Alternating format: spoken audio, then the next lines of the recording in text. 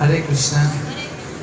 हम सबका स्वागत है हमारे बीच में इस ग्रेस मोहन प्रभु जी हैं। तो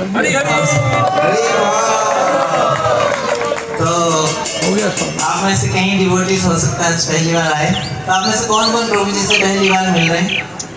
ओके, सो आप सबका स्वागत है। तो आप जानते हैं, आप सबके लिए इंफॉर्मेशन के लिए, प्रभु जी इस ग्रेस मोहन प्रभु जी इस्कॉन दिल्ली श्री राधा पार्थ प्रसाद मंदिर का प्रेसिडेंट है। हरे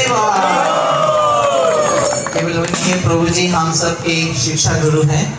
जब हम लोग शुरू में आए थे करीब 99 में, तब से जो भी हमने सीखा है, सीखने का प्रयास कर रहे हैं, सब प्रभु जी का जो है सेक्रीफाइस है। प्रभु जी का एक रूम है राधा पार्थ प्रसाद मंदिर, रूम नंबर 12, और उस समय वहाँ पे रूम में ही प्रभु जी क्लास लेते थे। और जितना भी आज दिल्ली एनसीआर में बड़े बड़े मंदिर हैं, जैसे पंजाबी बाग, फरीदाबाद, रोहिणी, गाजियाबाद, उन सब के जो प्रेसिडेंट, वाइस प्रेसिडेंट्स, सब प्रभु जी का जो है स्टूडेंट्स रहे हैं। और उस प्रभु जी अपने रूम में, उस समय राधा पार्थ मंदिर नया नया खुला था, सारे फैसिलिटी, सेमिनार हॉल वगैरह नहीं था, लेकिन प्रभु जी अपने रूम में जो है ये क्लास करते थे संडे को, थर्सडे को। और प्रभु जी बहुत तपस्या किया है महाराज के, गुरु महाराज की इच्छा को पूर्ण करने के लिए। महाराज की इच्छा है था कि पूरा दिल्ली एनसीआर में प्रचार हो, अधिक से अधिक, खास करके यूथ भक्त लोग जुड़े, प्रभुपाद की शिक्षा को ग्रहण करें। और श्रील प्रभु जी उस समय अकेले थे, अकेले स्ट्रगल कर रहे थे। एंड उनकी तपस्या के कारण आज हम देख सकते हैं पूरा दिल्ली एनसीआर में इतने सारे भक्त जुड़े हैं। तो सब प्रभु जी की कृपा है कि हम जो भी बेस में जो भी सर्विस कर रहे हैं, करने का प्रयास कर रहे हैं, सारे प्रभु जी का कृपा है। और प्रभु जी गुरु महाराज की बहुत ही प्रिय शिष्य हैं। प्रभु जी दिखाते हैं किस तरह से गुरु का सेवा करना चाहिए। गुरु महाराज के प्रति प्रभु जी पूरा 110% सरेंडर्ड है। और सरेंडर जो है वो ऐसी चीज़ है जो हम सब के लिए मुश्किल होती है कि हम सब कुछ कर लेते हैं, लेकिन सरेंडर की बात आती है तो नहीं कर पाते हैं। और प्रभु जी जो है पूरा 110% सरेंडर हैं। और तो प्रभु जी से हम इंस्पिरेशन लेते हैं। प्रभु जी नहीं जानते, सब जानते ही हैं, सब देखते हैं यूट्यूब। तो जब भी हम देखते हैं भक्ति में हमें थोड़ा सा ढीलापन होने लगते हैं, तो हम प्रभु जी की तरफ देखते हैं कि प्रभु जी किस तरह से भक्ति में लगे हुए हैं और कभी पीछे मुड़ के नहीं देखा। प्रभु जी लगभग 30 साल से इस्कॉन को, श्रील प्रभुपाद के मिशन को सर्व कर रहे हैं। और प्रभु जी का नेतृत्व में, लीडरशिप में इस्कॉन दिल्ली पूरा वर्ल्ड में बुक डिस्ट्रीब्यूशन में नंबर 1 है, और एक साल में कई सालों से नंबर 1 है। तो प्रभु जी का समय बहुत कीमती है। उसके बाद भी प्रभु जी देश के भक्तों के प्रति खास करके बहुत काइंड है, दयालु है। और प्रभु जी इस धाम में, कार्तिक यात्रा में हम सबको समय देने के लिए प्रभु जी ने एग्री हुए। सो उसके लिए प्रभु जी को बहुत बहुत धन्यवाद। हम ठीक से प्रभु जी की सेवा नहीं कर पाते हैं, तो हम प्रभु से ही प्रार्थना करते हैं, प्रभु जी आशीर्वाद दें कि प्रभु जी को इच्छा के अनुसार हम सेवा कर सके, भक्ति कर सके। और अभी प्रभु जी का मुखारविंद से हम सुनेंगे। तो प्रभु जी को हम सब हृदय से स्वागत करते हैं। हरे कृष्णा कृष्णा कृष्णा हरे हरे, हरे राम राम राम हरे हरे। Thank you.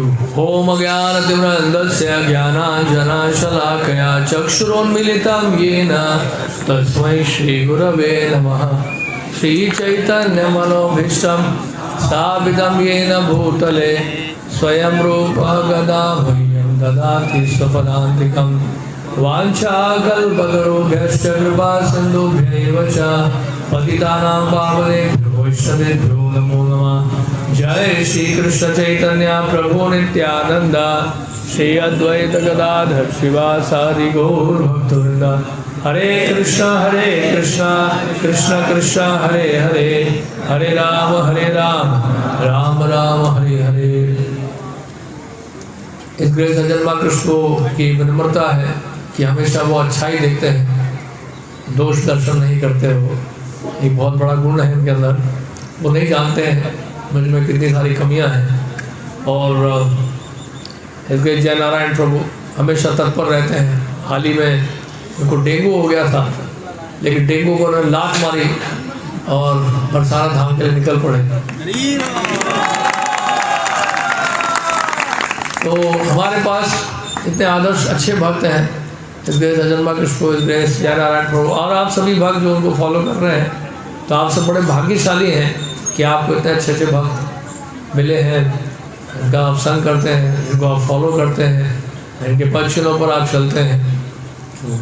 तो ये उनका बड़ापन है कि वो अच्छाई देख रहे हैं। एक हमें हमेशा ध्यान रखना है एक बात का, और ये मैं इसलिए कह रहा हूँ क्योंकि जैसे जैसे हम लोग साल बीतते हैं, प्रचार करते हैं, भक्त बनते हैं या भक्त बनाते हैं, और हम सीनियर होने लग जाते हैं जैसे जैसे, तो हमेशा इस बात में सचेत रहना चाहिए कि हमें कृष्ण का स्थान नहीं लेना है। We should not try to replace Krishna, we should not try to replace Radha Krishna. Replace का मतलब जानते हैं, उनकी जगह हमने नहीं लेनी, क्योंकि आजकल देखिए क्या है, पब्लिसिटी और प्रमोशन का ज़माना है। जैसे कि हम लोग देखते हैं आधुनिक समय में कई ऐसे तथाकथित ऐसे लोग होते हैं जो वो अपने आप को भगवान ही बता देते हैं, है ना, क्योंकि उनकी पॉपुलैरिटी इतनी बढ़ जाती है। अल्टीमेटली वो घोषणा क्या कर देते हैं कि वो भगवान खुद है। सो दे रिप्लेस, और वो कृष्ण को हटा के खुद को वहाँ स्थापित कर देते। तो ये बहुत बड़ा डेंजर है। जैसे कल एक आए थे, कोई शायद यूट्यूब में देखा होगा, तो हम दर्शन कर रहे थे राधा पार्थसारथी का। अब वो राधा पार्थसारथी के सामने, उनको पता नहीं, शायद आप कितने एजुकेटेड नहीं होंगे स्पिरिचुअली, तो लेकिन वो दंडवत कर रहे हैं और बिल्कुल राधा पार्थसारथी के सामने मैं खड़ा था, मुझे दंडवत कर रहे हैं, डीटी की तरफ पाऊँगा। मैंने कहा डीटी उधर है, यहाँ नहीं है डीटी, ये सामने राधा पार्थसारथी खड़े हैं, मैं राधा पार्थसारथी नहीं हूँ। आप समझ इस बात। तो इसलिए हम लोगों को बड़ा सावधान रहना है, ये हमेशा याद रखना है, जीवेर स्वरूपोए कृष्णेर नित्यदास। नित्यदास ऐसा नहीं कि 20-30 साल के लिए दास है, उसके बाद बॉस है। नित्यदास, नित्य शब्द का मतलब है इटर्नली हम दास ही हैं, और उसको भूलना नहीं है हमें। और यही अंतर है मायावाद में, वैष्णव सिद्धांत में, सबसे बड़ा अंतर ये है। तो ये बहुत ही जो है पवित्र स्थान है, शुद्ध स्थान है, और यहाँ पर भगवान कृष्ण की लीलाएँ हुई। राधा कृष्ण की लीला की स्थली है बरसाना धाम। बरसाना धाम श्रीमती राधा रानी का ये स्थान है, और एक कल्प में बरसाना में ही राधा रानी का आविर्भाव हुआ। वृष भानुकुंड में सहस्त्र दल कमल में वृष भानु महाराज को श्रीमती राधा रानी मिली, और पिछले द्वापर युग में राधा रानी रावल में प्रकट हुई थी। लेकिन किसी एक कल्प में बरसाना धाम में तो कई आपको मिलेंगे, आप ब्रजवासी भी बोलते हैं भक्त नहीं, राधा रानी के जन्म स्थान ये है, बरसाना है, और रावल वाले बोलते नहीं ये है। तो दोनों ही सही। स्पिरिचुअली सब कुछ सही होता है, कुछ गलत नहीं होता है।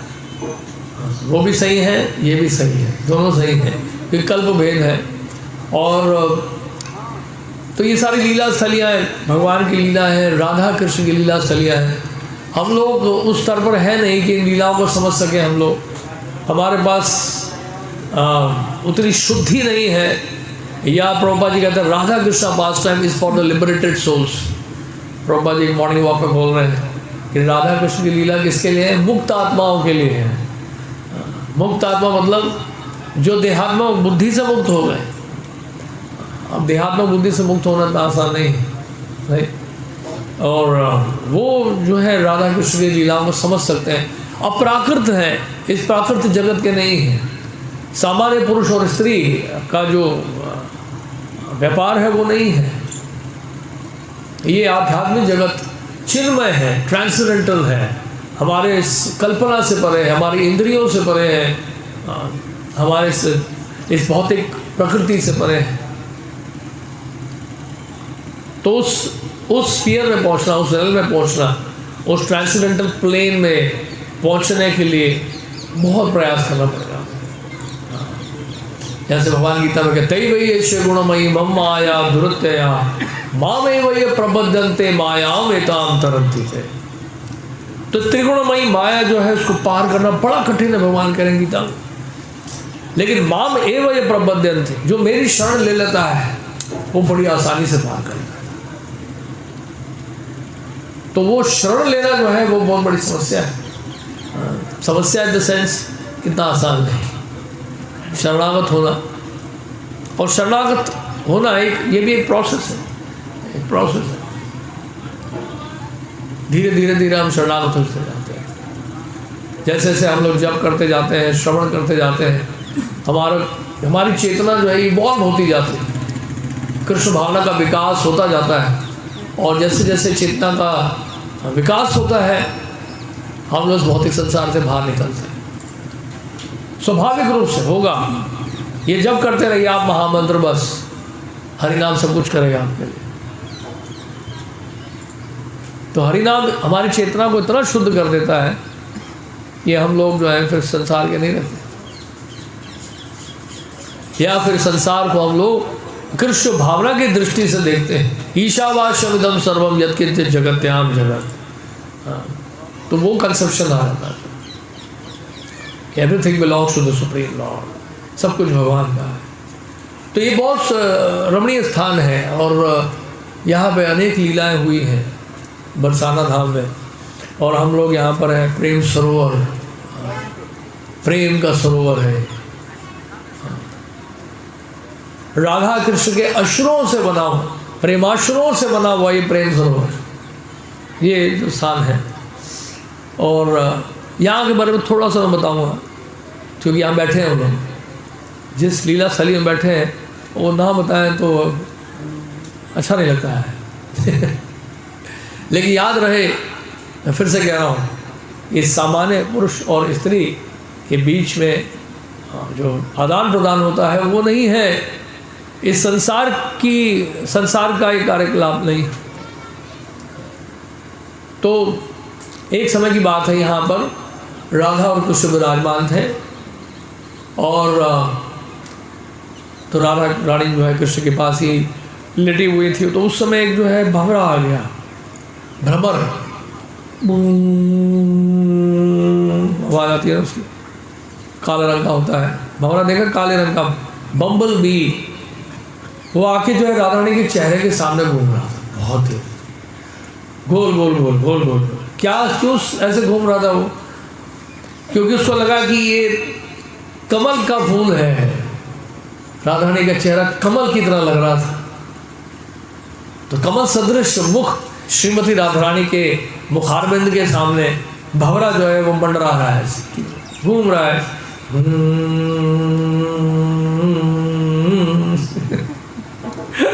और बहुत देर तक घूम रहा है। राधा रानी उसको बाहर ये भगा रही है, भाग नहीं रहा। राधा रानी बहुत परेशान हो गई, क्या है, बार बार आके मुझे तंग कर रहा है।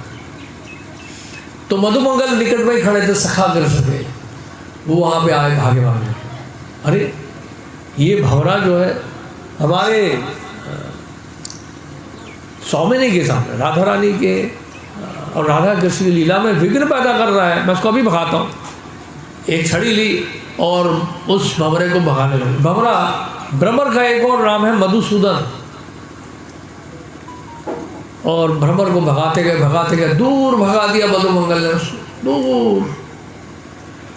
और आगे कहने लगे, कृष्ण को आगे कहने लगे कि राधा रानी को आगे कहने लगे मधुमंगल, मैंने मधुसूदन को भगा दिया है, दूर भगा दिया है, बहुत दूर भगा दिया मैंने मधुसूदन को। अब राधा रानी एकदम से महाभाव में हो, राधा रानी का महाभाव सबसे ऊंचा टॉप मोस्ट महाभाव यहाँ प्रकट किया उन्होंने।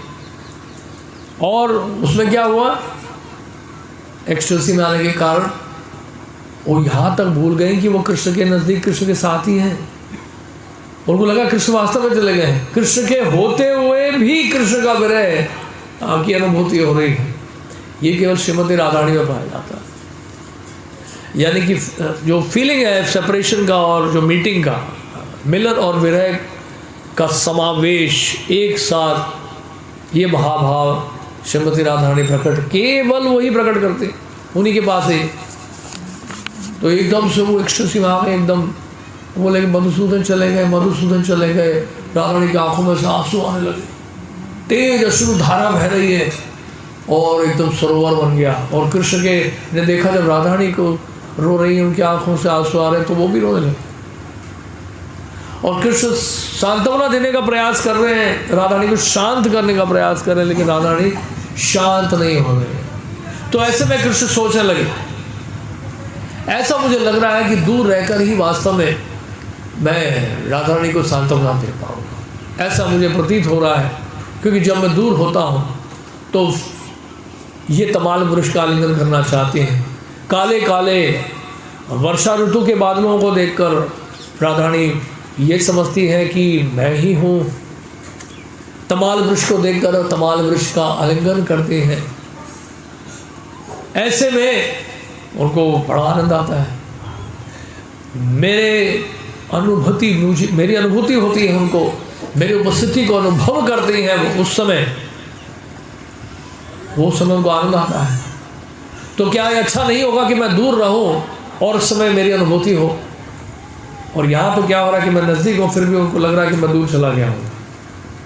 तो इस तरह से ये समझ लीजिए ब्रज की लीलाओं में एक ये अंतिम लीला है। जैसे कि अरिष्टासुर का वध किया था, वो भी एक अंतिम लीला मानी जाती है। उसके बाद कृष्ण जो है मथुरा चले गए थे और तो फिर ये अंतिम लीला मानी जाती है ब्रज की। और इसके बाद जो है फिर कृष्ण ने मथुरा दूर जाने का फैसला किया इस लीला के बाद।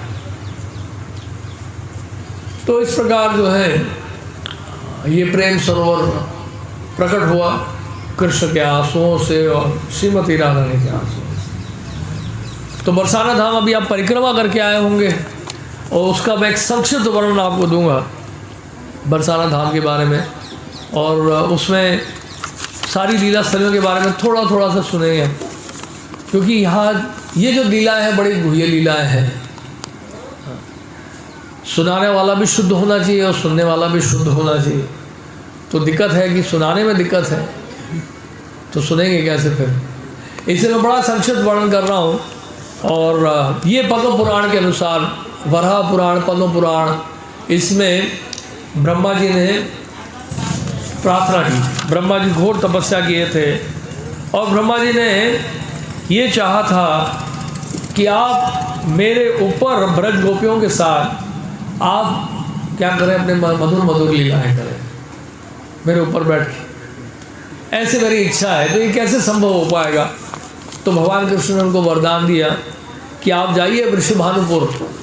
बरसाना का जो शास्त्रों के अनुसार जो नाम है वो है वृषभानुपुर, महाराज वृषभानु के नाम से है। वराह पुराण में और पद्म पुराण में दिया हुआ है। तो ब्रह्मा जी की इस इच्छा को पूरा करने के लिए तो ब्रह्मा जी को भगवान कृष्ण ने क्या बोला, तुम वृषभानुपुर में जाकर पर्वत रूप में विराजमान हो जाओ। अब देखा जहाँ पे श्री जी का मंदिर है या लाडी जी का मंदिर, वो है ब्रह्म पर्वत, और उसके सामने जो पर्वत है उसको कहते हैं विष्णु पर्वत, और विष्णु पर्वत के ऊपर है विलासगढ़, और विष्णु पर्वत और ब्रह्म पर्वत के बीच में क्या है, सांक्रिक हो। वानर है, चश्मा ले लेंगे आगे, यहाँ नहीं लेंगे? अच्छा चलिए, अच्छा है, यहाँ के वानर अच्छे हैं।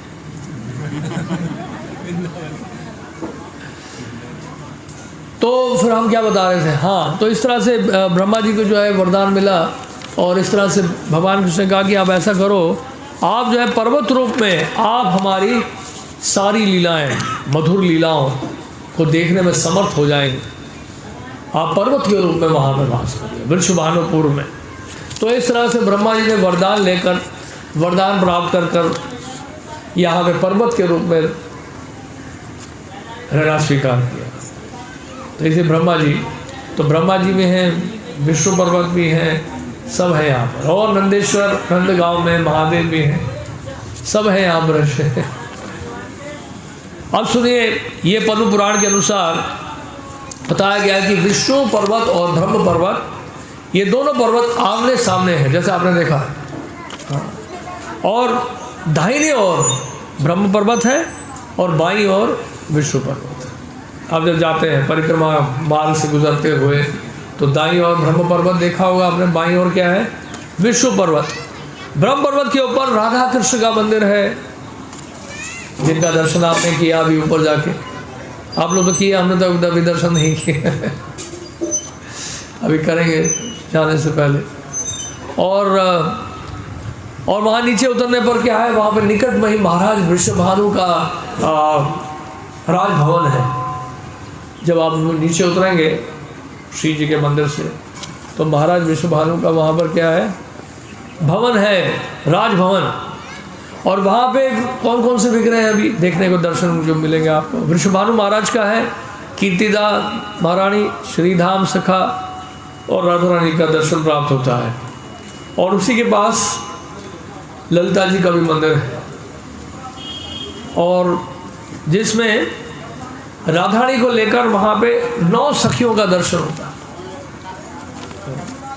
और इस ब्रह्म पर्वत के ऊपर आपने जो दर्शन किए वो है दान मंदिर, दानगढ़ जिसको कहते हैं। एक है हिंडोला सल, मयूर कुटीर आपने देखा होगा। मयूर कुटीर देखा आपने? नहीं देखा? जब आप चित्सौली से निकल के जाते हैं चित्रा सखी के गांव से, चित्रा सखी का गांव जानते कहाँ पे? सांखरी खोर से जब गुजर के आप आगे निकल जाते हैं तो वो स्थान है चित्सौली, चित्रा सखी का गांव।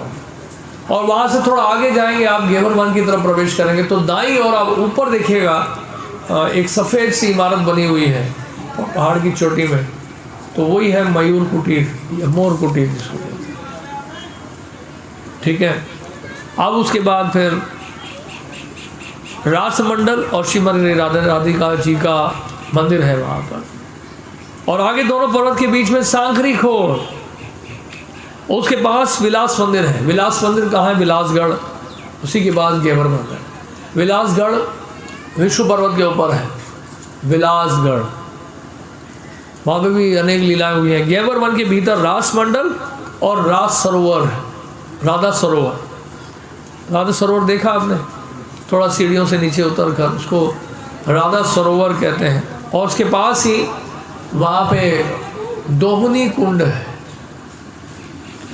और उसके निकट ही चित्रलेखा द्वारा निर्मित मयूर सरोवर है। और उसके बाद निकट क्या है? भानु सरोवर है। भानु सरोवर के तट पर ब्रजेश्वर नामक वहाँ पर महादेव की मूर्ति है। उसी के बाएं तरफ वहाँ पे कीर्ति सरोवर है, और बरसानों के चारों ओर 4 सरोवर हैं।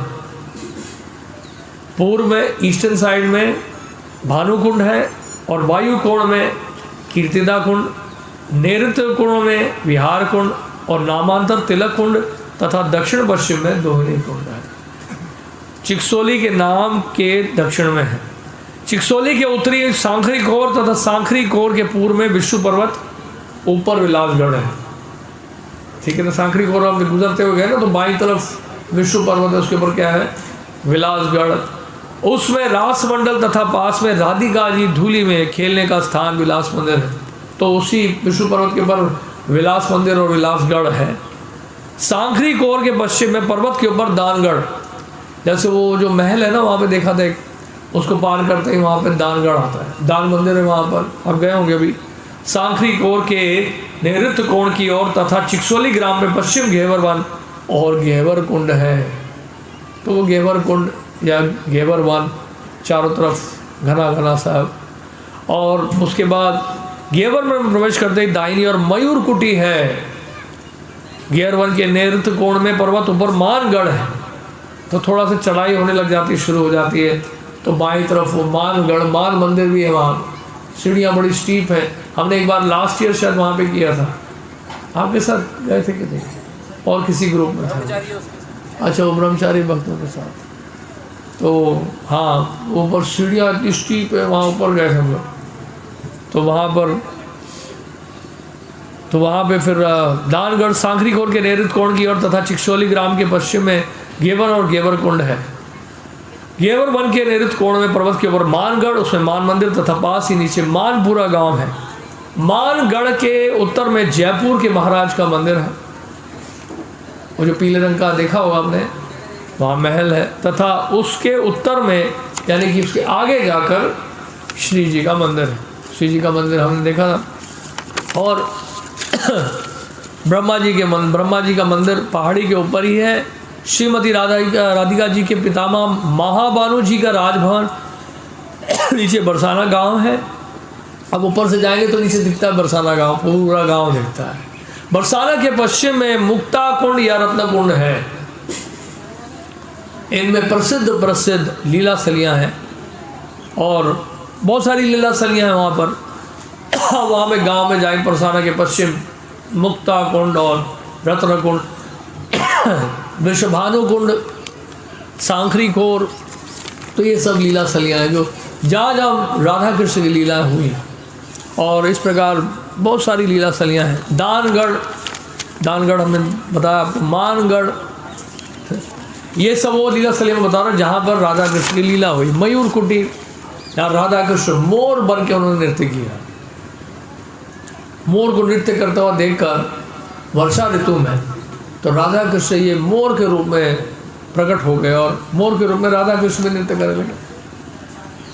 विलासगढ़ और उसके बाद फिर चिकसोली, चिकसोली हमने बताया चित्रा सखी का गांव या जन्म स्थान कह लीजिए, तो वहाँ पर चित्रा सखी। तो इस प्रकार कई सारी लीला सलियाँ हैं। तो वहाँ पे एक लीला क्या हुई कि राधारानी को चित्रा सखी ने बहुत सुंदर चित्र बना के दिया श्री कृष्ण का, और राधारानी मोहित हो गई और कहा अरे बहुत सुंदर है, कौन है। और उसके बाद फिर उन्होंने क्या देखा, उन्होंने देखा कि कृष्ण को गोचारण लीला करते हुए देखा।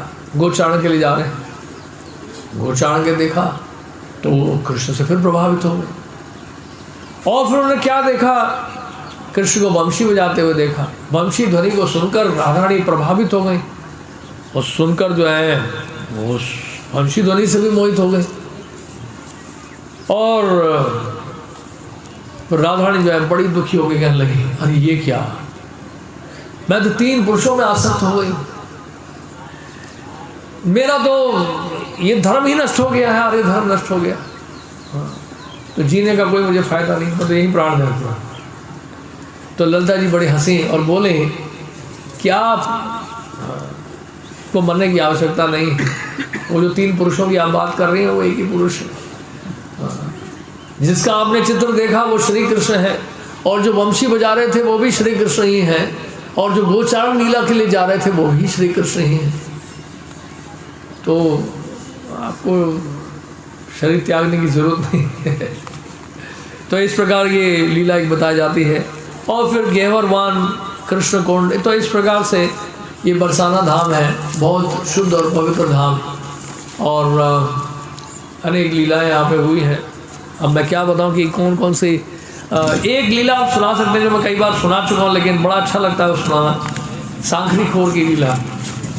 सांखरीखोर में जो लीला हुई, तो ये हम बता रहे जो लीला, ये देखिए इस लीलाओं के द्वारा ही पता चलेगा कि आप, हम सोचते हैं कि यहाँ भौतिक जगत में ही वास्तव में एक्टिविटी है, रिलेशनशिप है, लेकिन देखा जाए कि असली संबंध और असली जो आनंद है वो तो केवल आध्यात्मिक जगत। कई बार लोग आध्यात्मिक जगत का मतलब स्पिरिचुअल वर्ल्ड का मतलब समझते हैं कि वहाँ पे कोई एक्टिविटी नहीं होगी, हम जन्म मृत्यु जरा व्याधि के चक्र से बचकर वहाँ आनंद में रहेंगे, कुछ करना नहीं होगा, आनंद में रहेंगे, कुछ करना नहीं होगा, लेकिन हम जो भी कुछ करेंगे उसमें आनंद आएगा। तो इनएक्टिविटी नहीं है वहाँ पे, सब के सब सक्रिय है, प्रेममय संबंध है सभी भक्तों का। तो सांखरीखोर की क्या लीला है देखिए। अब देखिए गोपियाँ जो है वहाँ से गुजरती थी सांखरीखोर से, उनके मटकी में दही होता था, मक्खन होता था। अब ये गोपियाँ जो है वहाँ से निकलती थी रोज, और रोज वहाँ पे कृष्ण पहुँच जाते थे अपने सखाओं के साथ। अर्जुन सखा, लवंग सखा, मधुमंगल, सुबल सखा, श्री राम सखा, ये सब वहाँ पहुँच जाते थे और उनसे बांधते थे कर, आपको कर चुकाना होगा, नहीं तो आप यहाँ से नहीं जा सकते हैं। अब रोज रोज बोलते यार कर क्या है, लाओ जी दही लाओ, मक्खन लाओ, हम तो जाने नहीं देंगे आपको।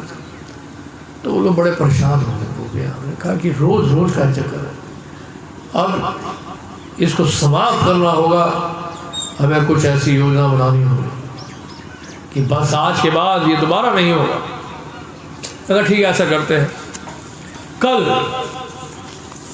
हम सभी गोपियाँ, अनंत कोटि गोपियाँ, सहस्र गोपियाँ, हजारों हजारों गोपियाँ आएंगी यहाँ पर, और यहाँ के पर्वत के कंदराओं में और कुंजों में हम लोग छुप जाएंगे, और रोज की तरह हम लोग इसी सांकरी घोर से गुजरेंगी, मटकी लेकर, जिससे मक्खन होगा, जिससे दही होगा, इसी रास्ते से गुजरेंगे। और जैसे ये लोग कृष्ण अपने सखाओं के साथ यहाँ पर आएंगे, उसी समय सब कुंजों से निकलकर, कंदराओं से निकलकर इनके ऊपर आक्रमण करेंगे। इन सबको मजा सिखाने वाले हैं। कल बहुत हो गया मजाक, रोज रोज की समस्या है, परेशान करके रखा है। तो अगले दिन जो है फिर गोपियाँ जो है तैयार हो गई, और सब ने जो है, सब जो गोपियाँ हैं वो छुप गई कंदराओं में, कुंजों में। आध्यात्मिक जगत है ये तो जितना विस्तार करना चाहे विस्तार कर सकते हैं। तो सब छुप गए, हजारों हजारों गोपियाँ छुप गई, और वहाँ से गुजरने लगे गोपियाँ। कुछ गोपियाँ जिनकी मटकियों में दही था, दूध था, मक्खन था, वो लेकर वहाँ से निकल गई और इंतज़ार कर रही थी कि सखा लोग आएंगे, कृष्ण आएंगे सखाओं के साथ वहाँ पे फिर से मांगने के लिए। और वो पहुँच गए, लाओ लाओ हमारा कर चुकाओ, दही लाओ, मक्खन लाओ, कहाँ जा रहे हो, इधर से गुजर के निकल रही हो, बिना कर दिए तो हम आपको निकलने ही नहीं देंगे यहाँ से। तो बस उसके बाद जितनी छिपी हुई गोपियाँ हैं सबको संकेत दिया गया, और सब टूट पड़ी उनके ऊपर। और कुछ ने तो 5-10 को मिलकर, कुछ ने जो है मधुमंगल को, कुछ ने सुबल सखा को, कुछ ने अर्जुन सखा को, कुछ ने लवंग सखा को ऐसा मुक्का मारा, ऐसा घूंसा मारा, सबके गाल फूलने लगे। और उसके बाद बल पकड़कर क्या किया उन्होंने, उनकी चोटियों को जो है पेड़ की टहनियों से बांध दिया,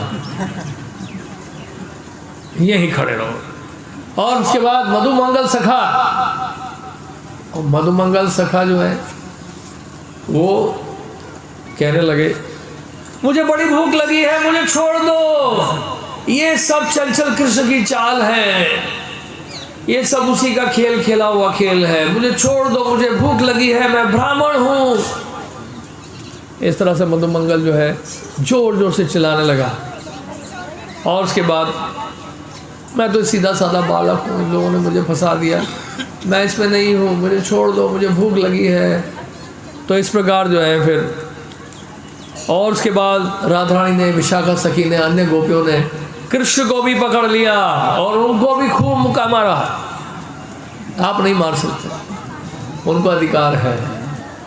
और खूब भूसा लगाया और उसके बाद पकड़ लिया और लहंगा और चोली भी पहना दिया और माथे पे सिंदूर लगा दिया और पाँव में नूपुर पहना दिया, बस। और उसके बाद फिर क्या किया, हाथ में चूड़ियाँ भी पहना दी और सर पे मटकी रख दी जिसमें दही था, और कहा कि आप इस रास्ते से चलिए, सांकरी घोर से गुजरिए। तो वो चलने लगे और चलने लगे, कृष्ण चलने लगे। उनको लहंगा भी पहना दिया, चोली भी पहना दी, उनको माथे पे सिंदूर भी लगा दिया, नूपुर पहना दिया, हाथ में चूड़ियाँ पहना दी और कहा कि आप निकलिए भैया, सांकरी घोर से निकलिए। अब वो क्या करते, मजबूर हो गए कृष्ण, वहाँ से निकलने लगे। ललिता जी जो है उधर चोटी पर चढ़ गई, चट्टान के ऊपर खड़ी हो गई और वहाँ पत्थर लिया उन्होंने, पत्थर लेकर साथ के मारा मटकी के ऊपर और मटकी फूटी। और मटकी जब फूटी तो क्या हुआ, सारा दही जो है कृष्ण के शरीर में गिर गया। शरीर जो है उनका कृष्ण का दही से ओत प्रोत हो गया। ये है वहाँ का महाअभिषेक। यहाँ तो अभिषेक करने के लिए कितने सारा प्रोसीजर है, स्ट्रिक्ट प्रोसीजर है। 1 घंटा लगातार चलता रहता है, नहीं लगातार डीडी वर्शिप में। लेकिन ब्रज में अभिषेक इसी तरह से होता है, मटकी सर पे रखो, पत्थर मारो, तुरंत अभिषेक। तो कृष्ण का अभिषेक इस तरह से होता है। तो मटकी फूटी और कृष्ण जो है दही, पूरा दही उनके शरीर में। फिर बोले कहिए जी, फिर कभी दधी दान लेने का दुस्साहस करोगे आप? यहाँ से निकलोगे, कान पकड़िए और आज से आप प्रतिज्ञा करिए दोबारा ऐसा नहीं करेंगे। अब वास्तव में कृष्ण को ऐसा करना पड़ा। मैं क्षमा चाहता हूँ, मैं आज के बाद नहीं करूँगा ऐसा। मैं प्रतिज्ञा लेता हूँ कि आज के बाद मैं कभी यहाँ पे नहीं आऊँगा दान मांगने के लिए। तो फिर कृष्ण ने भी ऐसा ही किया। और इस तरह से कहने का अर्थ ये है, इस प्रकार लीला होती थी। सांखरी खोर की लीला है। और ये राधाष्टमी के दिन, राधाष्टमी जब होती है यहाँ में, तो सायंकाल में ये लीला उसी सांखरी खोर में यहाँ के ब्रजवासी करते हैं। उसको बूढ़ी लीला कहते हैं, बूढ़ी लीला नाम इन लोगों ने दिया है, यहाँ के लोगों ने बूढ़ी लीला। हालांकि उसमें बूढ़ी कोई नहीं है, लीला का नाम ऐसे दिया उन्होंने। तो इस प्रकार ये अनेक लीला, आप देखिए कितना आपको लग रहा हो कि आध्यात्मिक जगत में ये सब होता है। लेकिन ये सब इसलिए हमने कहा कि सुनने में ऐसा लग रहा है कि संसार का कोई यहीं का कुछ है, कोई घटना घट रही है ऐसा लग रहा है। कोई सांसारिक आदान प्रदान नहीं है, ये आध्यात्मिक जगत है, स्पिरिचुअल वर्ल्ड। वहाँ सुनने में बड़ा अच्छा लग रहा है। आप मान लीजिए वहाँ आपको जाने का मौका मिल गया तो कितना अच्छा लगेगा। यहाँ तो दूध मिलता ही नहीं, पैकेट का दूध मिलता है, तो क्या लीला करोगे आप? बोले हम भी ये लीला करेंगे जी, हम नकल करेंगे राधा कृष्ण की लीला को। आपके पास दूध ही नहीं है, क्या से लीला करोगे? दूध नहीं है तो दही भी नहीं है, और दही नहीं है तो मक्खन भी नहीं है, और मक्खन नहीं तो घी भी नहीं है। सोर्स ही बंद कर दिया आपने। गाय को हटा दिया, भैंस को हटा दिया, मदर डेयरी से दूध लेकर आओ। बच्चों को नहीं पता कहाँ से दूध मिलता है। तो फिर लीला क्या करेंगे आप? तो इसलिए ये इस जगत का नहीं है, उस जगत का है जहाँ पे दूध दही की कमी नहीं है, अपार मात्रा में दूध है। सुरभि गाय है, जितना दूध चाहिए आपको कभी भी मिल जाएगा दूध, 24 घंटे। यहाँ तो इस संसार में गाय है भी तो दूध हमेशा नहीं देती गाय। ऐसा नहीं पूरा दूध निकाल सकते गाय से, उसका एक समय होता है, सुबह होता है, शाम को। वो और भी शाम को कई बार नहीं देती है। देसी गाय की जो वो एक टाइम में देगी, और देगी तो बहुत थोड़ा सा देगी, 3 लीटर 4 लीटर, वो भी मुश्किल से, कई बार वो भी नहीं मिलता। लेकिन आध्यात्मिक जगत में जो गाय है, जब चाहिए आप जितना चाहिए दूध मिलता रहेगा, सुरभि गाय। तो इसलिए ऐसे जगत में जाने की इच्छा होनी चाहिए हमारी। आनंद चिन्मया रस प्रतिभाविता विस्ताभिर एवं निज रूपतया कला भी गोलोक एवं वसति अगिलान भूतो। तो आनंद चिन्मय रस, तो वहां पे जाने के लिए हमें जो है इस संसार से बाहर निकलना पड़ेगा ना। अभी हमें संसार के संबंधी अच्छे लगते हैं, और हम सोचते हैं ये संबंध जो हमारे हैं वो शाश्वत है, इटर्नल है, हमेशा के लिए रहेंगे हम, हमेशा ही हमारा रिलेशनशिप बना रहेगा। नहीं बना रहता। इसी जीवन काल में ही हमें इस बात की अनुभूति होने लगेगी कि रिश्ते नाते जो है हमेशा के लिए नहीं है। इसी लाइफ टाइम में आपको एक्सपीरियंस होगा, आप देखते रहिए। इस संसार का एक सबसे बड़ा क्या है, एक माया शक्ति जिसको कहते हैं आवरणात्मिका शक्ति या पक्ष आत्मिका शक्ति। आवरणात्मिका शक्ति का मतलब है आवरण, आपको मजबूर कर देता है सोचने में कि आपके संसार में सुख मिल रहा है। माया क्या करती है, प्रलोभन देती है। सबसे पहले बड़ा अट्रैक्टिव लगता है। जैसे मैं आपको एग्जाम्पल देता हूँ, आप अपनी गाड़ी में बैठे हो, आपको हमेशा दूसरी गाड़ी अच्छी लगी, कभी सोचा आपने? और जब आप जिस गाड़ी में बैठे हो उस गाड़ी में जब नहीं बैठे थे तो वो गाड़ी आपको अच्छी लगती है। और आप जब 800 में, मारुति 800 में बैठा करते थे तो देखते थे होंडा कार बहुत सुंदर गाड़ी है, काश मेरी गाड़ी होती है। और उस गाड़ी में बैठेंगे दूसरी गाड़ी अच्छी लगी, और उस गाड़ी तीसरी गाड़ी वो गाड़ी अच्छी लगी। माया क्या करती है, आपको शुरू में अट्रैक्ट करती है, प्रलोभन देती है, और आप उस प्रलोभन से खींचे चले जाते हैं। और जैसे नज़दीक आते हैं, कुछ समय बिताते हैं उसके साथ, वो धीरे धीरे अट्रैक्शन खत्म हो जाता है, वो ड्राई हो जाता है। अरे ये क्या हुआ? तो ऐसे चमकती है माया और बाद में ऐसे समेट लेती है अपने आप को, ऐसे समेट लेती है। इसको कहते हैं माया, इल्यूजन क्रिएट करती है माया। तो शुरू में जो बड़ा अट्रैक्टिव लगता है, बड़ा अच्छा बड़ा अच्छा बड़ा अच्छा है। जैसे नए वस्त्र पहनते हैं, नए नए कपड़े दिवाली में आते हैं, दिवाली में सब नए नए वस्त्र खरीदते हैं, तो नए वस्त्र खरीदते, नया वस्त्र पहनने में बड़ा अच्छा लगता है। लेकिन कुछ दिन के बाद वही नया वस्त्र जो है लगता है तो पुराना हो गया, लगता है कि नहीं लगता? तो माया इस जगत में हर जगह से ही, हर वस्तु, कोई भी इंसान को देखें, व्यक्ति को देखें, या कोई वस्तु को देखें, या मकान देखें, या गाड़ी को देखें। कोई मकान खरीदता है, बड़ा मकान खरीदता, बड़ा अच्छा लगा था जब उन्हें खरीदा था, अब ये छोटा पड़ रहा है। पास वाला घर जो है वो अच्छा है, काश हमारा घर उस तरह का होता। और उस घर में आएंगे, थोड़ा अट्रैक्टिव लगेगा शुरू में, फिर ड्राई लगेगा, अरे ये क्या हुआ, ये घर तो बड़ा छोटा लगेगा। तृष्णाएं जो है हमारी कभी पूरी होती नहीं संसार में, और शुरू में जो आकर्षित करती हैं आपको चीज़ें, वो बाद में नीरस हो जाते हैं। लेकिन आध्यात्मिक जगत में बिल्कुल उल्टा होता है। आध्यात्मिक जगत में शुरू में लगता है कि तपस्या है, लेकिन जब आनंद मिलने लगता है, उस आनंद की वृद्धि होने लगती है।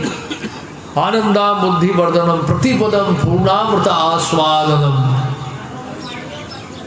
तो वो फिर आनंद की वृद्धि होने लगती है, और वो आनंद बढ़ता रहता है, दिन प्रतिदिन बढ़ता रहता है कि नहीं? तो ये इस प्रकार भगवान के धाम में जो है सब कुछ नया लगता है। आद्यम पुराण पुरुषम नवयौवनम, भगवान के धाम में सब कुछ नया लगता है। इसलिए हम जितनी बार भी यहाँ पर आए, या जो जितनी बार भी भगवत गीता पढ़े उसको नया लगता है। भगवत गीता आप जितनी बार भी पढ़ो, आपको लगेगा शायद मैं पहली बार पढ़ रहा हूँ, या कुछ नया उसमें से आपको अनुभव होने लगता है, नए रियलाइजेशंस आते हैं, एक नई सोच आती है। आप पढ़कर, बार बार पढ़कर कृष्ण अपने आप को रिवील करते जाते हैं। नित्यम भागवत सेवया, जब ग्रंथों को पढ़ते हैं, बार बार पढ़ते हैं, तो वो ग्रंथ जो है आपके सामने प्रकट होने लगता है। स्वयं एवं स्मृति यदा यस्य देवे परा भक्तिर यथा देवे तथा गुरौ तस्येत कथिता ही अर्था प्रकाशन्ते महात्मा, तो वो प्रकाशित होता है हृदय में। इसलिए धाम जो है अपने आप को प्रकाशित करता है, धाम अपने आप को प्रकट करता है। जैसे एक ग्रंथ लिखा था नारायण भट्ट गोस्वामी ने। नारायण भट्ट गोस्वामी वो पहले गोस्वामी हुए हैं जो बरसाना धाम में आए थे, और बरसाना धाम में आकर उन्होंने ही राधारानी का विग्रह जो है प्राप्त किया। वो राधारानी का विग्रह जो ऊपर देख रहे हैं, वो नारायण भट्ट गोस्वामी को प्राप्त हुआ था। आप जाएंगे परिक्रमा मार्ग तो श्री जी के मंदिर से पहले ही वो स्थान आता है जहाँ पे वो विग्रह मिला था नारायण भट्ट गोस्वामी। देखा आपने वो स्थान? जब मंदिर की तरफ बढ़ते हैं तो पहले पहले आता है, वहाँ लिखा भी हुआ है। तो राधारानी प्रकट हो गई उनके समक्ष। कहने का मतलब है, तो उसमें लिखा हुआ है कि पहला धाम अपराध है गुरु को साधारण व्यक्ति समझना, गुरु की अवज्ञा करना, जो धाम को प्रकट करने वाले हैं। तो धाम को प्रकट होने को कोई कौन करेगा? गुरु वैष्णवों के माध्यम से धाम प्रकट। धाम अपने आप को रिवील करता है, और ये हमने अनुभव किया है। जैसे आप उधर जाओगे राधा कुंड में, वहाँ आपको एक पांडा मिलते हैं, मोहन पांडा। जनरली इस्कॉन के जो भक्त हैं उनको दिखाते हैं, वो अलग अलग लीला स्थली दिखाते हैं। तो और जब भी हम जाते हैं तो हमें लगता है तो राधा कुंड तो छोटा सी जगह है, हम तो देख चुके हैं, कई बार देख चुके हैं। लेकिन उनके साथ आप जाओगे तो हर बार कोई नई चीज़ दिखाएगा, नई जगह दिखाएगा। और बोलते हैं अरे तुमने तो कभी दिखाया नहीं हमें, बोले तुमने देखा क्या अभी तक? वो डांटता है। आंखें नहीं है तुम्हारे पास देखने के लिए, इसलिए दिखा रहा हूँ मैं। अभी तो बहुत कुछ देखा नहीं, कुछ नहीं देखा अभी तक। वो हर बार नई जगह दिखाते हैं उसी राधा कुंड में। बड़ी हैरानी होती है, ये तो कभी देखा नहीं, कभी सोचा नहीं ये जगह है, हाँ में है भी। तो इस तरह से धाम जो है धीरे धीरे अपने आप को प्रकट करता है, जैसे नाम अपने आप को धीरे धीरे प्रकट करता है। हरे कृष्ण कृष्ण कृष्ण हरे हरे, हरे राम राम राम हरे। इस महामंत्र का जप करते जाओ करते जाओ करते जाओ, ये नाम जो है अपने आप प्रकट करता जाएगा। यही नाम आप प्रकट करेगा अपने आप को रूप के रूप में। नाम नामी में भेद नहीं है, ये पता चलेगा नाम से ही। और इस नाम को का उच्चारण करते करते ही नाम में गुण क्या है, इस नामी के गुण क्या है, ये भी पता चलेगा। और इस तरह से उस नामी की लीलाएं क्या क्या है, कार्यकलाप क्या है, ये भी नाम से ही पता चलेगा। तो स्वयं एवं स्मृति, बार बार नाम लेने से क्या होगा, नाम अपने आप को प्रकट करेगा। इसी तरह से धाम अपने आप को प्रकट करता है। कब प्रकट करता है धाम, कब अपने आप को प्रकट करेगा। भगवान गीता में बता रहे हैं 10वें अध्याय, तेषां सतत युक्तानां भजतां प्रीतिपूर्वकं ददामि बुद्धि योगम तम येन माम उपयान्ति ते। जो प्रीतिपूर्वक भजन करते हैं, प्रीतिपूर्वक साधना करते हैं, श्रद्धा से श्रवण कीर्तन करते हैं और हमेशा सेवा में तल्लीन रहते हैं, लगे रहते हैं, सतत युक्ताना, सतत रूप से युक्त रहते हैं, भगवान कह रहे हैं मेरी सेवा में, तो क्या है फिर क्या होता है, ददामि बुद्धि योग, उनको मैं बुद्धि देता हूँ। जो खाली बैठे उनको बुद्धि नहीं देते भगवान, जिनकी आंखें हमेशा बंद रहती हैं उनको कैसे बुद्धि देंगे। बुद्धि प्राप्त करने के लिए आंखें खुली होनी चाहिए, कान खुले होने चाहिए और हमारा मन खुला होना चाहिए। तो ददामि बुद्धि योगम, तब वो बुद्धि प्राप्त होगी। और बुद्धि जब प्राप्त हो जाएगी तो क्या होगा, ये न माम उपयान्ति ते, मेरे पास आ पाएंगे, यानी इस धाम को देख पाएंगे, धाम का दर्शन कर पाएंगे, इन लीला स्थलियों को देख पाएंगे, इन लीला स्थलियों पर जाने पर लीला स्थलियों को समझ पाएंगे कि ये स्थान क्या है। करते करते सेवा करते करते, कई बार ऐसा होता है, बोलते प्रभु जी हर साल आप नवदीप मंडल परिक्रमा के लिए जाते हैं और कोई जगह चलिए ना, वो तो हम पहले देख चुके हैं, सच में देख लिया आपने, नवदीप धाम को देख लिया आपने, हाँ, इतनी आसानी से देख लिया नवदीप धाम। हाँ। तो वो इस प्रकार एक व्यक्ति था, वो आया था श्रील गौर किशोरदास बाबा जी महाराज के बाद नवदीप, उससे कहा कि मैं एक डॉक्टर हूँ और यहाँ पे क्लिनिक खोलना चाहता हूँ, मैंने एक ज़मीन खरीदी है और मैं क्लिनिक खोल रहा हूँ, यहाँ के नवदीप वासियों का मैं इलाज करूँगा और क्लिनिक खोलूँगा मैं। तो बाबा जी महाराज ने कहा कि आपके पास इतना धन है कि आप यहाँ की ज़मीन खरीद सकते हैं, या नवदीप के रज की एक कण को खरीदना है तो सारे सृष्टि का आप धन लगा दो तब भी नहीं खरीद सकते आप। इस पूरी सृष्टि का अगर धन भी लगा दो तो नवदीप की रज की एक कण भी नहीं खरीद सकते। और आप कह रहे हो आपने जमीन खरीद ली है और आप क्लिनिक खोलने वाले हो।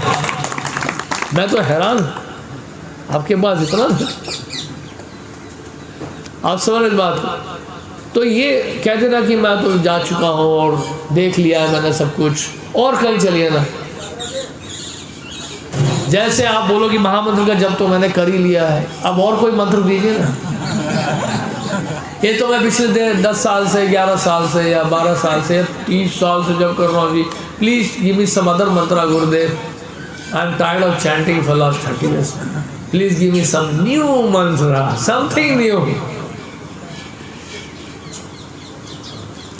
तो ये ऐसा नहीं है। तो इस तरह से जब नाम हम वही ले रहे हैं तो धाम भी वही है, और नाम लेते लेते आपको ऐसे रियलाइजेशन आने लगेंगे धीरे धीरे, और धाम का दर्शन करते करते, धाम में इन लीला स्थलियों में आते आते, परिक्रमा करते करते, यहाँ धाम की सेवा करते करते क्या होगा, ये धाम अपने आप को रिवील करेगा। निर्भर करता है कि हम कितने शरणागत हैं और कितनी सेवा की भावना यहाँ रखते हैं।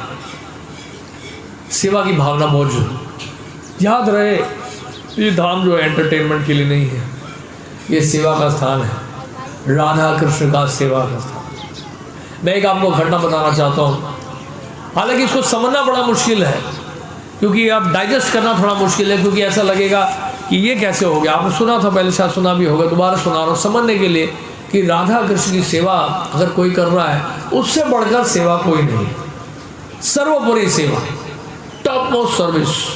और ये सेवा जो है बहुत ही ज़्यादा भाग्यवान जीव को प्राप्त होती है, कौन भाग्यवान। तो नरोत्तम दास ठाकुर लोकनाथ गोस्वामी से दीक्षा ग्रहण किए थे और 1 वर्ष लगातार उनकी सेवा करते रहे। लोकनाथ गोस्वामी दीक्षा देना नहीं चाहते थे। उन्होंने कहा आप कौन हो? सबसे पहले जब मिले नरोत्तम दास ठाकुर ने कहा कि मैं राजा कृष्णानंद दत्त का पुत्र हूँ। अच्छा, आप राजघराने से हो, बंगाली हो क्या? कहा हाँ मैं बंगाली हूँ। राजघराने से हो, बंगाली हो, बहुत सुंदर दिखते हो, विद्वान हो, युवक हो, तो बहुत सारी बातें बताई उन्होंने। उन्होंने कहा कि आप में बहुत सारी योग्यताएं हैं, मैं आपको दीक्षा नहीं दे सकता, जाइए। लोग कहते हैं और आप एक ही लड़के, आप एक ही लड़के हो, राजघराने के हो, जाओ अपने राजमहल में जाके रहो, हम नहीं देते आपको दीक्षा। तो बहुत निराश हो गए वो। जीव गोस्वामी ने भी आके उनके लिए रिकमेंडेशन दिया था, जैसे कि आज के समय में टेम्पल प्रेसिडेंट को रिकमेंड करना होता है, तो उस समय श्रील जीव गोस्वामी रिकमेंड करते थे। और वहाँ तक कि नरोत्तम दास ठाकुर को लेके भी गए थे वो लोकनाथ गोस्वामी के पास कि आपकी शरण में आना चाहता है, आपका शिष्य बनना चाहता है। लोकनाथ दास स्वामी कहते हैं नो। तो लोकनाथ गोस्वामी सबसे सीनियर मोस्ट थे उस समय, और उम्र के हिसाब से भी और वैसे भी। तो लोकनाथ गोस्वामी जो है वहाँ पर अपना भजन कर रहे थे। तो दीक्षा हो गई। फिर 1 साल के बाद नरोत्तम दास ठाकुर ने इतनी सेवा की उनकी, वो कथा है वो भी। और उसके बाद लोकनाथ गोस्वामी से दीक्षा ली। तो लोकनाथ गोस्वामी और फिर नरोत्तम दास ठाकुर एक ही स्थान में भजन कर रहे थे। और जब भजन कर रहे थे तो उस समय क्या हुआ, एक किसान आया, और वो किसान जब आया उसने कहा मुझे प्यास लगी है बाबा, कुएं से पानी जरा निकाल के दे दो, मेरे पास बाल्टी नहीं है, ना मेरे पास लोटा है ना बाल्टी है, मुझे प्यास लगी है। अब बड़े ध्यान से सुनेगा इसको। सुनने में ऐसा लगेगा यार ये क्या यार पानी पूछ रहे हैं और पानी पिलाना भी गलत है क्या। इसको इस भाव से मत देखिएगा, इस भाव से देखिएगा कि राधा कृष्ण से बढ़कर सेवा कोई नहीं। ये सोच, ये आप ध्यान में रखते सुनिएगा। जैसे मान लीजिए आपके घर में, अगर मान लीजिए बोलूँ कि कल सुबह प्रधानमंत्री मोदी जी आ रहे हैं 11 बजे, क्या करेंगे बताइए आप? और मान लीजिए आपका जन्मदिन भी है कल, और कल आपके घर में 11 बजे प्रधानमंत्री आ रहे हैं, तो क्या करोगे आप? मनाओगे अपना बर्थडे? सारी पार्टी कैंसिल, सारा बर्थडे कैंसिल। कल एक ही एजेंडा है, हमें प्रधानमंत्री जी को रिसीव करना है, स्वागत करना है अपने घर में, और हम सबको उसकी तैयारी करनी है। घर का जो है बच्चा जो है, हर व्यक्ति जो है लगेगा उनकी सेवा में। वैश्यात्मिका बुद्धि एक ही गुरु नंदना, सबको वैश्यात्मिका बुद्धि होना पड़ेगा, और कोई कार्य नहीं करना है हमें, तो सब तत्पर होकर लग जाएंगे बोलिए।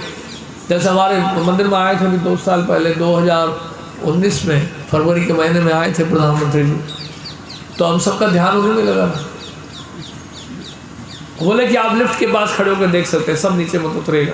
तो कई भक्त ऊपर से देख रहे थे, जैसे वो राजा आता है ना, सब लोग ऊपर से देखते हैं, महल के ऊपर चढ़कर या अपने घरों के ऊपर चढ़कर। मथुरा में जब कृष्ण बलराम आए तो सब लोग ऊपर चढ़ के देख रहे थे, अरे कृष्ण बलराम आ रहे हैं, देखे। या कोई राजा जाते हैं, महाराज कंस आ रहे हैं, सब लोग तैयार रहे उनका स्वागत करने के लिए, तो सब लोग अपने घरों के ऊपर खड़े होकर राजा का स्वागत करेंगे। देखें राजा यहाँ से गुजरेंगे हाथी के ऊपर बैठकर, नगाड़े बजेंगे, बिगुल बजेंगे, शंख बजेगा, राजा का स्वागत होगा। और सबके केंद्र बिंदु, सबके ध्यान में कौन रहेंगे? राजा रहेंगे। और कोई कार्य नहीं है, सबका अपना घर का चूल्हा वूल्हा सब बंद करो, सारा अपना व्यक्तिगत एजेंडा बंद करो। जैसे पुरी में जब जगन्नाथ जी निकलते हैं मंदिर से, आप तो गए हैं रथ यात्रा में, क्या हालत होती है वहाँ पे जानते हैं ना? 10 से 15 लाख लोग एक साथ रथ यात्रा में भाग ले रहे हैं, और जगन्नाथ जी जब मंदिर से बाहर निकलते हैं तो सब जो है लगा के टकटकी लगा के बैठे हुए हैं।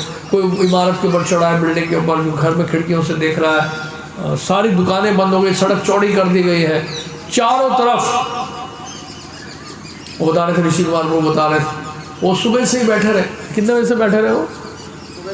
सुबह जाके बैठ गए वहाँ बिल्डिंग के ऊपर और इंतज़ार करते रहे जगन्नाथ जी कब निकलेंगे। हिले नहीं, वहाँ से हिलेंगे तो जगह चली जाएगी। और सूरज के नीचे बैठ के पूरा चेहरा उनका लाल हो गया एकदम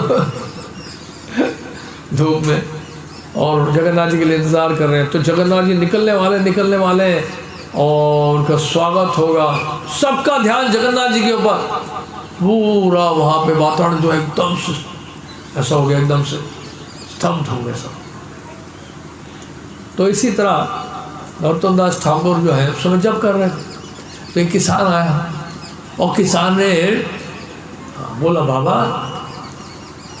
मुझे जल तो दे दो। नरोत्तम दास ठाकुर पहले तो लोकनाथ गोस्वामी के पास आया था वो किसान। लोकनाथ गोस्वामी अपनी आंखें बंद करके, लीला स्फूर्ति हो रही है उनको, और वो महामंत्र का जप कर रहे हैं, हरे कृष्ण कृष्ण कृष्ण हरे हरे, हरे राम राम राम हरे। महामंत्र का जप कर रहे हैं बड़े ध्यान से।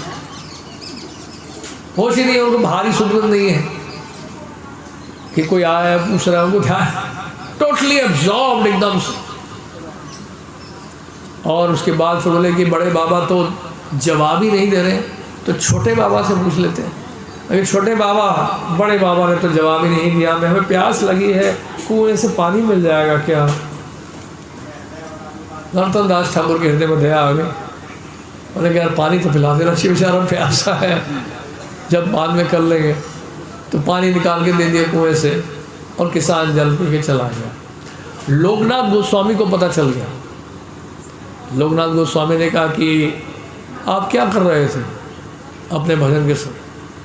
उन्होंने कहा कि गुरुदेव वो एक किसान आया था, प्यासा था, उसको प्यास लगी थी, जल चाहिए था उसको, मैंने कुएं से जल निकाल के दिया उसको। लोकनाथ गोस्वामी ने कहा कि आपको सामाजिक रीति रिवाज के प्रति अभी भी आकर्षण, नैतिक कार्य आप अभी भी करना चाहते हैं, इस संसार के लिए करने के लिए बहुत सारी इच्छाएं अभी भी हैं आपके अंदर। आप जाइए वापस अपने राजमहल में, पूरी बंगाल में, और वहाँ जाके प्रचार करें, वहाँ आपकी आवश्यकता है। अभी आप वृंदावन में ना रहें, अभी आपका भजन का समय नहीं आया है। आप समझ रहे हैं? तो लोकनाथ गोस्वामी कितने स्ट्रिक्ट थे, देखिए कि वो जब छोड़ के पानी पिला रहे किसी। हम ये नहीं कह रहे कि हाँ बोले प्रभु जी आप जब मंदिर में आएंगे तो पानी नहीं पिलाएंगे, नहीं पानी पिलाएंगे, वाटर कूलर है वहाँ पे, ले लो जाके पानी पी लो। पानी के लिए व्यवस्था होनी चाहिए और अरेंजमेंट होना चाहिए। इसका मतलब ये नहीं कि आप खुद पानी पिलाना है, आपको पानी पिलाना है, पानी का अरेंजमेंट होना चाहिए। जो कोई आए तो वाटर कूलर हो वहाँ पे, अच्छे से आरओ का मशीन लगा हो, और कोई आके वहाँ पे पानी पी ले, अपने आप पानी पी लो। जैसे आप किसी भी ऑफिस में जाते हैं तो वो लोग बोतल ला के रख देते हैं, आजकल तो ग्लास भी नहीं देते हैं, 200 ml का बोतल रख देते हैं बिस्लरी का, वो रख देते हैं, खोल के पी लो खुद, वो डाल के देना ग्लास में, वो सब चला गया आजकल सिस्टम। और या तो पहले से पानी रखा होता है वहाँ पे, तो आके खुद पी लो। वैसे ही तो इसमें क्या जो शिक्षा मिलती है, वो शिक्षा ये है कि राधा कृष्ण की सेवा से बढ़कर कोई सेवा नहीं, कोई भी सेवा नहीं है। क्यों? कारण क्या है? कारण ये है क्योंकि हमारा वास्तव में संबंध तो उन्हीं से है ना। जो हम सेवा करना चाहते हैं वो शरीर से संबंधित सेवा करना चाहते हैं, वो संसार की सेवा है, वो भौतिक संसार की सेवा है। लेकिन इस भौतिक संसार के हम हैं नहीं, ये तो जेल है, ये कारागार है। हमारा असली संबंध तो कृष्ण से है, राधारानी से है, हम वहाँ के हैं। और वहाँ की सेवा ना करके हम संसार की सेवा में लगे हुए हैं। इसी को माया कहते हैं, इसी को इल्यूजन कहते हैं। तो ये एक बहुत ही रेयर अपॉर्चुनिटी, एक बहुत बड़ा अवसर हमें प्राप्त हुआ है धाम में आकर जो है इस बात को समझने। तो धाम भगवान ने प्रकट किया, वृंदावन धाम, ब्रज मंडल प्रकट हो गया यहाँ पे। भगवान कृष्ण का धाम इस भूतल पर 14 लोकों में, 14 प्लैनेटरी सिस्टम में अगर कोई वृंदावन है तो यही है जहाँ बैठे हम, ब्रज। नॉर्थ अमेरिका में नहीं है, साउथ अमेरिका में नहीं है, यूरोप में नहीं है, अफ्रीका में नहीं है, रशिया में नहीं है, साउथ ईस्ट एशिया में नहीं है, चाइना में नहीं है, ऑस्ट्रेलिया में नहीं है, स्विट्ज़रलैंड में नहीं है, केवल आपके इस भारतवर्ष में है, भारत भूमि में है, वो भी दिल्ली के पास है। और आप सब भाग्यशाली हो क्योंकि दिल्ली के पास है।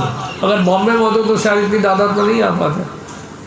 मुंबई वाले नहीं आ पा रहे हैं, उनको फ्लाइट पकड़ के आना पड़ेगा, ट्रेन पकड़ के आना पड़ेगा। डर अभी बना हुआ है कोरोना का, इतनी दूर नहीं जाना अच्छा नहीं है। लेकिन आप दिल्ली से, क्योंकि बहुत नज़दीक रहते हो, और ग्रेटर नोएडा से तो और भी नज़दीक हो गया एक्सप्रेस हाईवे से, और 1.5 घंटे में पहुंच जाते हो वृंदावन। तो पूरे 14 लोकों में, पूरे ब्रह्मांड में अगर कोई वृंदावन है, ब्रज है, तो वो दिल्ली के पास है। सोच के देखिए कितने भाग्यशाली हैं। और कहीं नहीं है। ब्रह्मा जी के लोक में नहीं है वृंदावन, ब्रह्मा जी के लोक में नहीं है, महर लोक में नहीं है, जनलोक में नहीं है, तपोलोक में नहीं है, स्वर्गलोक में नहीं है, पृथ्वी में है और यहाँ पर ही है। और नीचे वाले लोकों में भी नहीं है, अटल लोक में नहीं है, विटल लोक में नहीं है, सुतल लोक में नहीं है। नीचे के लोकों में तो है ही नहीं, और केवल यहाँ पर है जहाँ आप बैठे हो। सोच के देखो आप कितने भाग्यशाली हैं हम। अमेरिका के लोग, रशिया के डिवोटीज तरसते हैं कब आएंगे, मौका मिलेगा उनको ब्रज में आकर इन लीला स्थलियों का दर्शन करने का। तो भगवान ने अपनी लीला स्थलियाँ प्रकट किए हैं यहाँ पर, किस लिए? ये है उनकी पब्लिसिटी, प्रमोशन। भगवान चाहते हैं कि आओ धाम में आ जाओ, ये उसका रेप्लिका है, ये धाम जो है नित्य धाम का प्रतिभू है। यहाँ के दर्शन करो, यहाँ की परिक्रमा करो, यहाँ की सेवा करो, और धाम के लिए आकर्षण जागृत करो। ये आपका असली घर है। प्रचार करके पूरे संसार भर में लोगों को वापस कहाँ लेके जाना है? Back home, back to God head.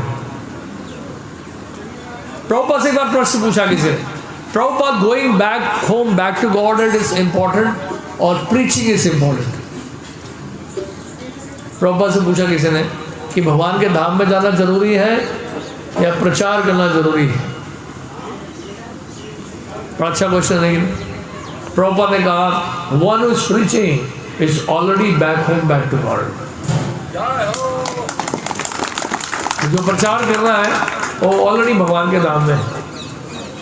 सो जो प्रचारक हैं, जो भक्त हैं, जो प्रचार कर रहे हैं पूरे संसार भर में उन सब जीवात्माओं को धाम में लाने के लिए, कृष्ण की सेवा में लाने के लिए, they become very very dear to Krishna.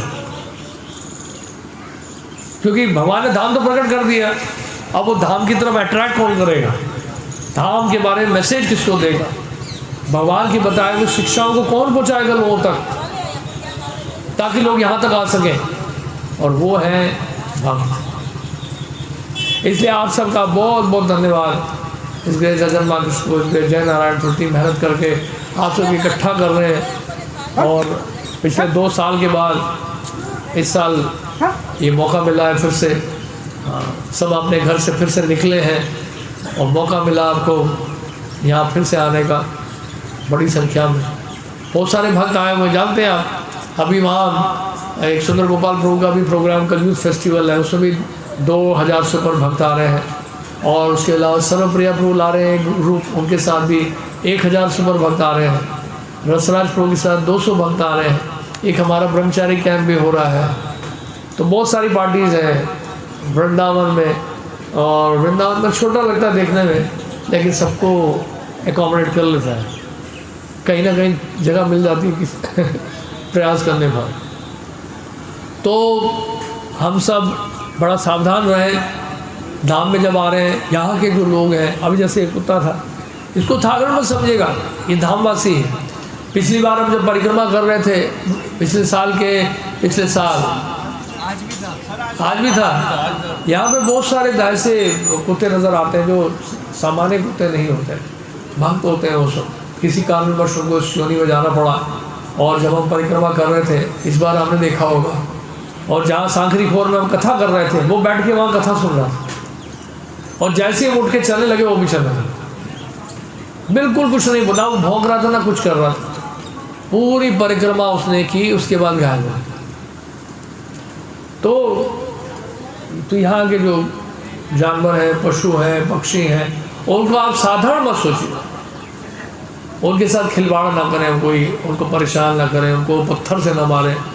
और यहाँ के जो वानर हैं, हो सकता है आपका चश्मा भी उठा लें, तो उसको आप तंग दर्शन करिए और फिर गाड़ियों में बैठिए, उसको परेशान ना, उसको कष्ट ना पहुँचाइए, और किसी पार्टी के लिए, आपके लिए नहीं। गाड़ी के आगे सीधा चलो, सीधा।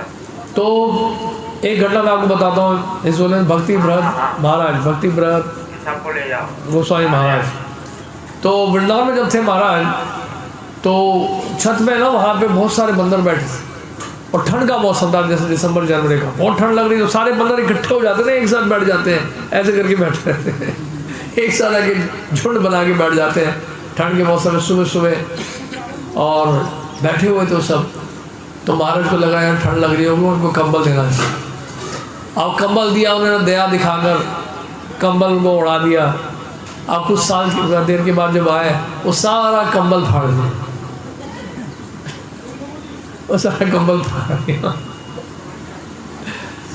तो वो कुछ भी करे हमारे साथ, लेकिन है धामवासी। तो इन धामवासियों के प्रति हमारा जो है कोई किसी प्रकार का हमें अपराध नहीं करना है। और जहाँ भी जाएं, भक्तों के मार्गदर्शन में जाएं, अकेले कहीं ना घूमें। और धाम में आकर अधिक से अधिक हमें क्या करना है? श्रवण कीर्तन करना। हमें यहाँ पे आकर ये जो धनमोल धन है, प्रेम धन, इसको लूटना है। इसलिए क्या है, हमें अधिक से अधिक समय बिताना चाहिए श्रवण कीर्तन में, कृष्ण कथा में, हरि कथा में। कार्तिक का महीना है ये, शाम को दीपदान हम लोग करेंगे, परिक्रमा करेंगे, भगवान का दर्शन करेंगे, हरि कथा सुनेंगे, परिक्रमा करेंगे। तो ये सब हमें करना है कार्तिक मास में। और सायंकाल में दामोदर अष्टकम से पाठ करेंगे, राधा श्याम सुंदर कृष्ण बलराम को दीपदान दिखाएंगे, और इस तरह से अपने आप को शुद्ध करेंगे हम लोग। कल सुबह वृंदावन परिक्रमा भी कर रहे हैं आप सब, है कि नहीं? बहुत अच्छा है। हरे कृष्ण। और कोई प्रश्न है? हरे कृष्ण। प्रसाद लीजिएगा, भूख लगी होगी आप सबकी। हाँ,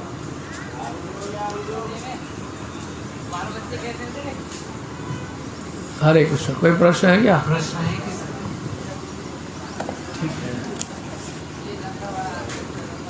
लगता सब लोग संतुष्ट हैं, हाँ, आप हाथ उठा सकते हैं। या भूख लगने के कारण आप प्रश्न नहीं पूछ रहे हैं?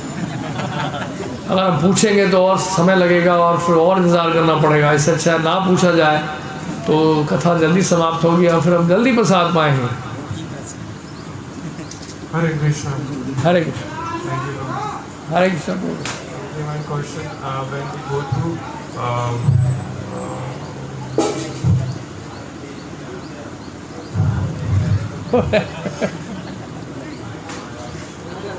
book name I'm forgetting. No problem, you can just say. Gokul के चार कॉर्नर्स को हम उसमें नेम्स दिए हुए अनिरुद्ध और संकर्षण, तो उनको चार वेदों से कंपेयर किया गया, तो ऐसा I don't know, I have no idea about that. संहिता में ऐसा लिखा है। आई डोंट नो, बट उसमें यही है कि देखिए, there is a first quadruple expansion, there is second quadruple expansion. The first quadruple expansion is in around the Goloka, Pradyumna, Aniruddha, Sankarshana, Vasudeva. इस फर्स्ट क्वाड्रुपल एक्सपेंशन, पहला चतुर्युग विस्तार है। कृष्ण से बलराम जी का विस्तार होता है, और उसके बाद बलराम जी से मूल संकर्षण, और क्वाड्रुपल एक्सपेंशन संकर्षण, प्रद्युम्न, अनिरुद्ध, वासुदेव, और मूल संकर्षण से फिर नारायण का विस्तार होता है, जिसमें सेकंड क्वाड्रुपल एक्सपेंशन भी है, प्रद्युम्न, अनिरुद्ध, वासुदेव, संकर्षण। और उसके बाद फिर वो जो सेकंड क्वाड्रुपल एक्सपेंशन के जो संकर्षण है, उनसे महाविष्णु जी अपना विस्तार करते हैं। अनिरुद्ध से क्षीरोदक्षाय विष्णु विस्तार करते हैं, और प्रद्युम्न से गर्भोदक्षाय विष्णु विस्तार करते हैं। So this expansion goes on. और उसको वेदों से क्या कनेक्शन है, I don't have to see, I have to read it. Hare Krishna. एक अनाउंसमेंट था जी। हाँ जी। एक पंजाब से, हरे कृष्णा, एक पंजाब से गाड़ी है 86 नंबर है लास्ट में। अगर आप में से कोई सुन रहे हैं तो कृपया करके उसे रास्ते से हटा दें, वहाँ जाम हो गया। 86 पंजाब का नंबर है। हरे कृष्णा प्रभु। हरे कृष्णा। जी मेरा क्वेश्चन है तो ये जो आपने बताया था लोकनाथ गोस्वामी महाराज के पास जो नरोत्तम दास ठाकुर कहाँ पे आप प्लीज हाथ खड़ा करिए। अच्छा, जब कर रहे थे तो अभी देखते हैं जनरली गुरु जी कोई जब कर रहा होगा तो प्रणाम कर लेते हैं, तो जब माला छोड़ देते हैं दूसरों को प्रणाम करते कहीं वैष्णव अपराध ना हो जाए। तो उस समय नहीं वैसा अपराध नहीं होता है। जो सेवा कर रहे हैं उस समय सेवा करिए ना। आप खुद भी जप करो, दूसरों को भी जप करना है कि नहीं। आप दूसरों को दंडवत करेंगे उनको भी करना पड़ेगा, तो उनके जप में भी विघ्न आएगा। आपको भी दंडवत करें तो आपके जप में विघ्न आएगा। सोचा वो भी जप करें, आप भी जप करो। ऐसे अगर बहुत सोचेंगे अपराध के बारे में तो जप ही नहीं होगा। इतना अपराध थोड़ा हो रहा है। अगर इतना अपराध हो रहा होता तो जब ही बंद हो जाएगा। चिंता मत करिए, उतना अपराध नहीं हो रहा है।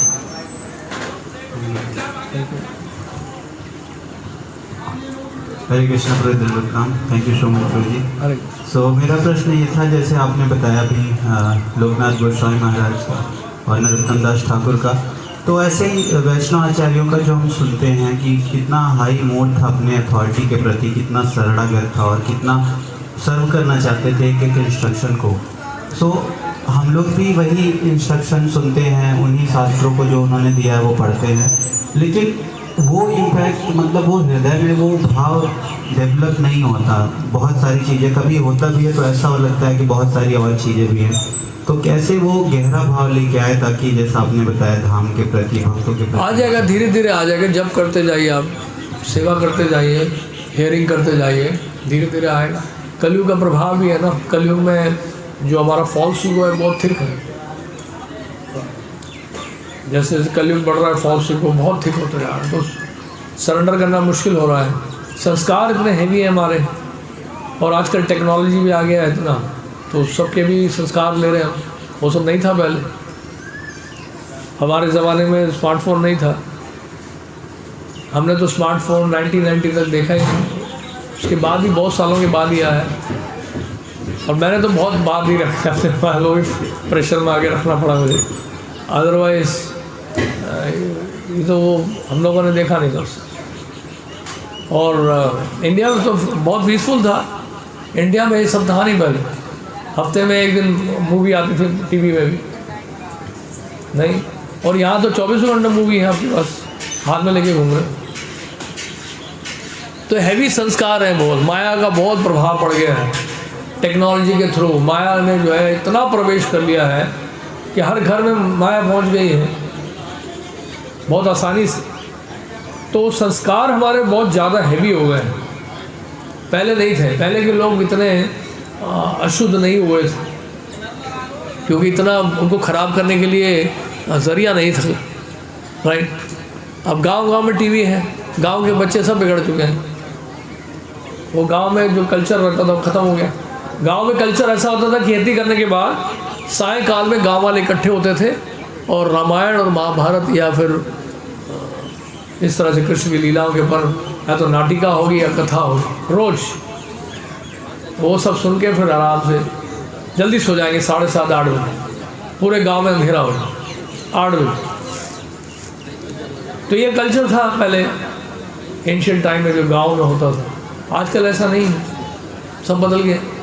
टीवी वहाँ पहुँच गया, फ़ोन वहाँ पहुँच गया, तो पूरा संसार पहुँच गया वहाँ पे। तो ऐसे में आज के जैसे जैसे कलयुग बढ़ेगा, हाँ ये बात सही है, भक्ति करने से ये तो है कि मनुष्य जीवन जरूर मिलेगा, लेकिन ये मत भूलेगा कि कलयुग का प्रभाव भी बढ़ रहा है। कलयुग अपना तेज़ी से प्रभाव बढ़ा रहा है, और दिन प्रतिदिन आने वाले समय में भक्ति करना और कठिन होता जाएगा। क्योंकि हमने, हमारी गलती है ना, हम लोगों ने किया है ना, ये सब हमारा कराया हुआ है। हमने इतना अलाउ किया है, सब चैनल्स हैं इतने सारे, और उसमें हम लोग भी फंस जाते हैं। हम लोग है कि नहीं, फंसते हैं कि नहीं फंसते बताओ। और कहते हैं नहीं प्रभु जी हम 4 नियम तो नहीं तोड़ रहे हैं ना। उन प्रजल पर तो है ना, लेकिन प्रजलसा भी वैसे भी तो भक्ति नष्ट होती है। अत्याहार प्रयासश्च प्रजल्पो नियमाग्रह, तो कई भक्तों ने कार्तिक व्रत यही रखा है कि वो यूट्यूब में नहीं जाएंगे, इंटरनेट में नहीं, गूगल में नहीं करेंगे, सर्च नहीं करेंगे। होगा कार्तिक व्रत, क्योंकि इससे अटैचमेंट हो रहा है, स्ट्रॉन्ग अटैचमेंट है, बहुत ही ज़्यादा थर्ड क्लास अटैचमेंट है। और लेकिन संस्कार कितने हैवी है उसके। आप ट्रेन में जाओ, बस में जाओ, कहीं भी जाओ, सब ऐसे ही बैठे हो, सबकी उंगलियां ऐसी चल रही है, सब माला में नहीं चल रही, उसमें चल रहा है। तो जब इतना भजन नहीं होगा और ये संस्कार इतने हैवी होंगे, है ना, माया जगत के, तो फिर कैसे भक्ति कर पाएंगे ठीक से। इसलिए हमारा एडवांसमेंट जो है बहुत स्लो हो जाता है। फिर ना माया मिली ना रहा, ऐसे हो जाता है। क्योंकि क्या है, जब तक आपके मन में अट्रैक्शन बना रहेगा ना संसार के लिए, तो भक्ति में आगे बढ़ना मुश्किल है। और ये एल्यूरमेंट पैदा करता है टेक्नोलॉजी के थ्रू, इतना अट्रैक्शन, और लोग इसको एक खोल लेते हैं और 2 घंटे के बाद सोचते हैं यार मैंने इतना समय खराब कर दिया, काश मैंने 2 घंटा भागवत पढ़ा होता। मतलब और पढ़ने का टाइम नहीं है प्रभु जी, फ़ोन में कितना टाइम हम लोग वेस्ट करते हैं। तो इसलिए आने वाले समय में मुश्किल होता जाएगा। तो इससे बाहर निकलना है, किसी का हेल्प लेना पड़ेगा, अकेले नहीं कर पाओगे आप। अकेले तो वही करोगे आप, हाँ यहाँ बोलोगे आप, जैसे दिल्ली जाओगे वापस उसी में लग जाओ। तो आप हमारे ऊपर सुपरविजन होना चाहिए, कोई कड़की से हमें जो देखे, पिन पॉइंट करे, और जो देख रहा है वो भी ना करे, और देखने सुपरवाइज करने वाला भी खुद फंसा हुआ, तो आपको कैसे हटाएगा उसको। तो इसलिए बहुत टफ है आज के समय में। आप लोग इतना समय निकाल कर आए हैं, ये बहुत बड़ी बात है। तो बहुत डिफ़िकल्ट फेज है आज का समय, और इसलिए मुश्किल हो जाता है जब करना, फिर क्वालिटी नहीं रहता चैंटिंग का, तो सब क्वालिटी सारा डाइल्यूट हो जाता है कि नहीं। तो ये सब रीजंस हैं, हम लोग स्लो हो गए थोड़ा सा, बिल्कुल।